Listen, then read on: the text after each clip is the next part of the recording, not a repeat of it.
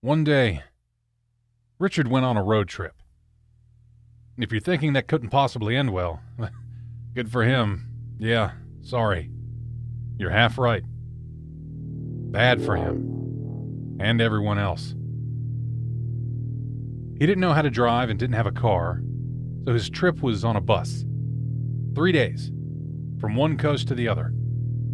I can't imagine how or why he thought he could pull it off. All in all, he had a full week planned. Yes, most of that was sleeping or reading in a vehicle, but day 4 was the key. According to the evidence found years later in his desk, he had written down every single step of his plan for those 24 hours, down to the intended time for the next bowel movement. This is the summary. 8 a.m. Arrive to the bus station. 8:30 a.m. Visit the local public library. 10 a.m. Perform the ritual in the park. 10:30 a.m. Scout surrounding areas for the sacrifice. 11 a.m. Perform the second ritual in any available secure place. 11:30 a.m. Clean all trails. 12 a.m. Get lunch at the local McDonald's. 1 p.m. Bowel movement. 1:15 p.m. Take a stroll. 2 p.m. Find a public phone if there is still any and make a call to Laura, or as many as the bitch handles before disconnecting her line. 3 p.m. Visit the local whorehouse. 4 p.m. Visit Jack. Show him who I've become. 5 p.m. Visit Helena. Show her who I've become. 6 p.m. Visit George. Show him who I have become. 7 p.m. Take a shower. 7:30 p.m. Go back to the bus station. 8 p.m. Board the bus. Helena and George are just names.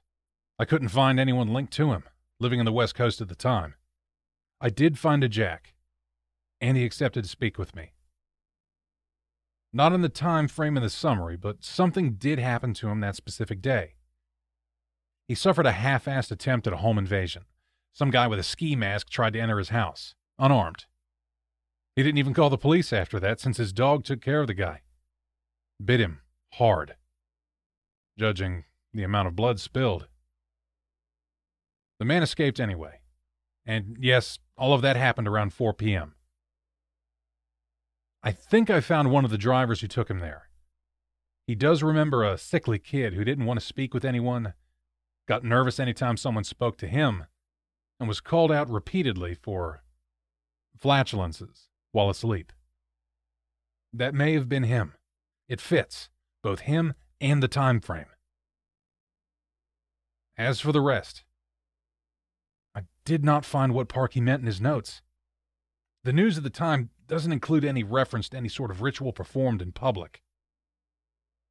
The 2 people reported missing that day were later found alive and well. I didn't find the whorehouse he wanted to visit. Simply put, there are too many prostitutes in the area. Tracking one down with no leads is just impossible, no matter what my editor says. What's interesting is that this was a turning point for Richard. He wasn't the same after all of this. He became even quieter, if that was possible. He retracted to himself, avoided people even more. Sometimes his relatives could hear him speaking while inside his room. Not the weirdest thing.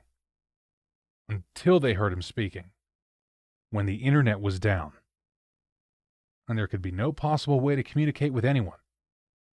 Not for a kid who didn't own a cell phone. Then, that famous detail a lot of people keep talking about. Well, it came to be. Succubus and incubus. Spiritual partners that he called henchmen and lovers. Private prostitutes that acted and looked like cartoon characters yet were people to him. This is where he headed into the deep end. And even after all this, I have to make one question. Where did everyone fail? Why, as a society, we couldn't see this coming? Who the fuck let an introverted kid say he has spirit partners and doesn't think about, therapy? 1,000 questions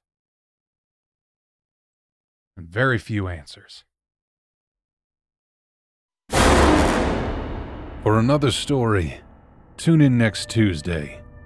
Meanwhile, watch another video. And don't forget to like, share, and subscribe. Check the description for our social media. And sleep well. If you can.